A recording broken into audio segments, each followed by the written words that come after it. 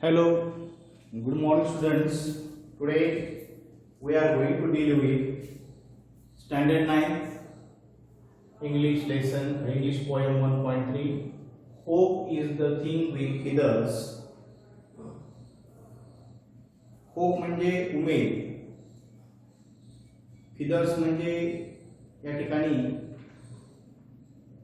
पंख किंवा ताकद या अर्थाने या ठिकाणी वापरलेला आहे. फिदरचा अर्थ पिस, परंतु या कवितेमध्ये तत्सम कवितेमध्ये आपल्याला त्याचा अर्थ घ्यायचा आहे ताकद.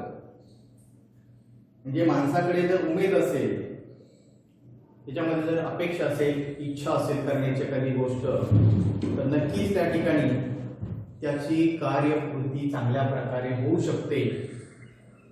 आणि हे सांगणारी आपला उत्साह वाढवणारी कविता आहे. Hope is the thing with feathers. ज्या ठिकाणी उमेद असते, इच्छा असते, काही करून दाखवण्याची जिद्द असते, तीच त्याची ताकद बनते आणि त्याचं कार्य पूर्ण होतं. Before going to start this poem we will turn towards the warming up. In warming up, you know that there is a chit chat activity and there are some personal questions. First question is there, do you ever feel nervous? अद्याप तुम्ही कधी nervous feel केलेलं आहे का? Nervous म्हणजे उदास. तुम्ही उदास केव्हा झालेला आहात का? तर आपण त्याचं उत्तर या पद्धतीने देऊ शकतो, yes I felt or yes I feel nervous. त्यानंतर सेकंड क्वेश्चन आहे, do you ever feel really depressed? खरोखरच तुम्ही खिन्न किंवा उदास झालेला आहात का? त्याचे उत्तर या ठिकाणी आपण देऊ शकतो, येस आय फेल्ट डिप्रेस्ड. प्रत्येक माणसाच्या जीवनामध्ये असे प्रसंग येतात की ज्या प्रसंगी माणूस डिप्रेस्ड असतो, नर्वस होतो. तिसरा क्वेश्चन आहे, what makes you nervous or depressed? कशामुळे तुम्ही नर्वस झाला किंवा डिप्रेस्ड झाला? आता अनेक कारण असतात, त्यातले कारण मी या ठिकाणी देण्याचा प्रयत्न केलेला आहे. We become depressed or nervous because of our result, sometimes problems in our house, or many other questions in front of us. त्यानंतरचा क्वेश्चन आहे, what do you hope for on these occasions? अशा depressed condition मध्ये, अशा खिन्न अवस्थेमध्ये तुम्ही काय अपेक्षा करता किंवा काय तुमची इच्छा असते, काय उमेद असते? काय उमेद असते? The problem will solve easily, early and positively. जो प्रॉब्लेम आहे, जी अडचण आहे, ती लवकरात लवकर सुटावी किंवा सहजपणे सुटावी आणि त्याचा रिझल्ट सुद्धा कसा असावा? पॉझिटिव्ह असावा, म्हणजे चांगला रिझल्ट लागावा. त्यानंतरचा क्वेश्चन आहे, have you hoped for something that you knew was difficult? एखादी गोष्ट अवघड आहे हे तुम्हाला माहित असताना सुद्धा त्या गोष्टीबद्दल तुम्ही काय अपेक्षा केली? तर त्याचं उत्तर आपण देऊ शकतो, yes I hoped many times for difficult problems. बऱ्याच वेळेस अडचणीच्या प्रसंगी मी अपेक्षा ठेवली किंवा काहीतरी उमेद ठेवली, असं त्याचा अर्थ आहे. शेवटचा क्वेश्चन त्यामध्ये आहे, what do you have to fulfil your hopes? तुम्ही तुमच्या ज्या इच्छा आहेत त्या पूर्ण करण्यासाठी काय करता? We have to try. म्हणजे काय करायला पाहिजे आपण? We have to try hard to solve the problems in our life. आपल्या जीवनामध्ये आलेले जे काही प्रसंग आहेत, ज्या अडचणी आहेत, त्या सोडवण्यासाठी आपण प्रयत्न केला पाहिजे. Suppose first time you become failure, don't worry, try again. पुन्हा प्रयत्न करा, जोमाने प्रयत्न करा, असा निर्धार करून प्रयत्न करा की यश हे तुम्हाला मिळालंच पाहिजे त्याच्यामध्ये. त्यानंतरचा पॉइंट आहे, the only ray of hope. एक आशेचा किरण आपण त्याला म्हणू. Divide the class into groups of 4 to 6 each. Group selects for itself one of the difficult situations listed below. They imagine themselves to be in that situation and carry on with the rest of the activity.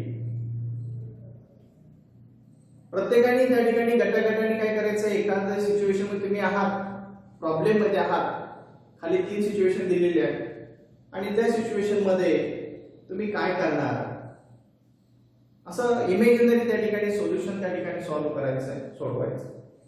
पहिली activity आहे, पहिला scene आहे, a group of passengers are marooned on an island in the middle of the ocean. पहिलं चित्र आहे बघा त्या ठिकाणी आयलँडचं. आणि सपोज समजा तुम्ही त्या ठिकाणी तुम्ही अडकलेला आहात, पॅसेंजर, तुम्ही त्या पॅसेंजर मध्ये एक आहात, फिरायला गेलेला आहात तुम्ही आणि त्या ठिकाणी भटकत तुम्ही त्या आयलँड वरती चुकलेला आहात किंवा गेलेला आहात, तुम्हाला मदत हवी आहे, तर काय करणार तुम्ही? First of all you will try to take the signal from the outer side or give the signal to the outer side. बाहेरच्या लोकांना तो सिग्नल देण्याचा तुम्ही प्रयत्न करणार. कसा सिग्नल देणार आपण? By showing the red cloth, लाल कापड दाखवून, or sending some messages through the wood, or writing some letters on the wood. You can leave that wood in the water and hope for the help. Or you will climb on the top of any tree and try to search for the help in the air. It may help by aeroplane. You may help by aeroplane, so you will be in search of that aeroplane. Or if possible, if you have mobile phones, you will climb on the tree and try to find out the range for that mobile and try to contact the outer side people. Now the B activity, group of pilgrimage. Pilgrims traveling on foot have lost their way in a thick jungle. Second picture मध्ये बघू शकता आपण, एक घनदाट जंगल आहे. त्या घनदाट जंगलामध्ये समजा काही ट्रॅव्हलर्स जे आहेत, पिलग्रिम्स आहेत, यात्रेकरू आहेत, ते असंच रस्ता चुकलेले आहेत. तर मग ते काय करणार? They will try to search the main road, or they will scatter everywhere and they will search the way out of that forest, and they will decide if someone finds such kind of way, then they will give that person will give the signal to the others by his voice or by his sound. In this way they can solve this problem, or somebody will find out such person who will help him in that forest, that forest officers or other workers in the forest. Then the C1 question is there. A team of players from an office have got down at the wrong place on a highway at night. It is a lonely spot. एखादी team आहे खेळाडूंची, खेळाडूचा संघ हा अचानकपणे त्या ठिकाणी एखाद्या रस्त्यावरती थांबलेला आहे, उतरलेला आहे, हायवेवरती उतरलेला आहे. काही प्रॉब्लेम निमित्त काही प्रॉब्लेम झालेले असेल, अडचण झालेली असेल, त्यामुळे ते सगळे संघ त्या ठिकाणी थांबलेला आहे. काळाकुट्ट अंधार आहे आणि त्या अंधारामध्ये त्यांना तो मार्ग सापडत नाहीये. तर ते काय करतील? They will first of all try to take the help from other vehicles. If they have mobile phones, they will contact the other persons responsible for that team, or somewhere they will try to walk as much distance as they possible. In this way, they will try to solve their problem in all these situations. Now the next question is there. Describe your surrounding in 4 to 6 or 5 lines or sentences. 4 ते 5 वाक्यामध्ये आपलं surrounding describe करायचं आहे. तुम्ही कुठे आहात त्या ठिकाणचं सराउंड म्हणजे आसपासला काय आहे. There is a temple near our house किंवा our house is near that dash dash road. Like that you can give the main things which is near your house or around your house. तुमच्या घरानजीक जे काही गोष्टी आहेत ते तुम्ही त्या ठिकाणी सांगायचे आहे.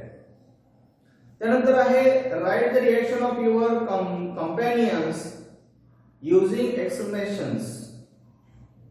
उद्गाराचे चिन्ह वापरून तुमच्या कंपॅनियन तुमच्या सोबतीच्या त्यावेळेस जे कोण आहे सहकारी लोक त्यांच्या त्याच्यावरती प्रतिक्रिया काय असतील त्या काही शब्दांच्या किंवा काही वाक्प्रचारांच्या माध्यमातून शो करायचे दाखवायचे काय असतील.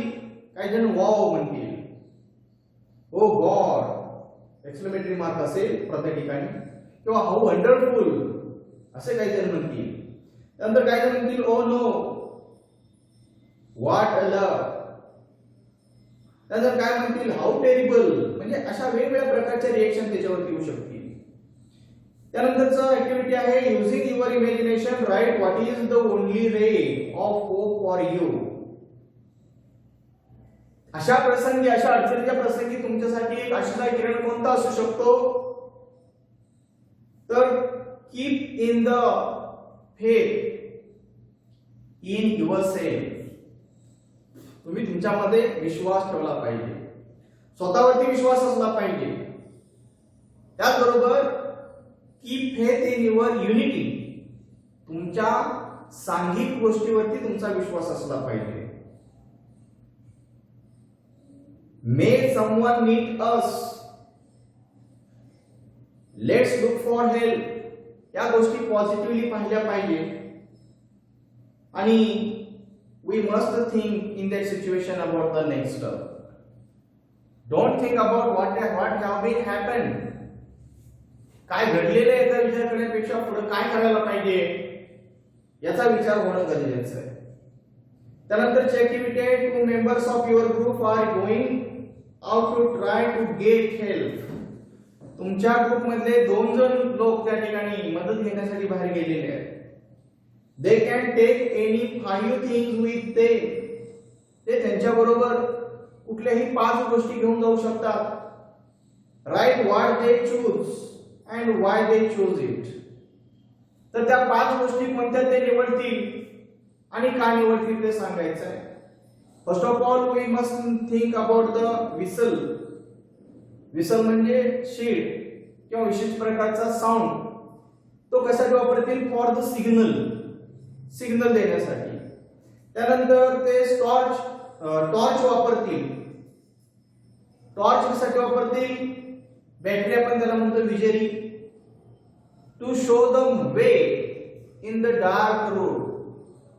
त्या अंधारमय जागेवरून जाताना रस्ता शोधण्यासाठी त्या टॉर्चचा वापर करू शकतात. त्यानंतर आहे फूड पॅकेट. सोबत ते फूड पॅकेट नेऊ शकतात. कशासाठी नेऊ शकतात. when they are hungry at that time they can use those food packet.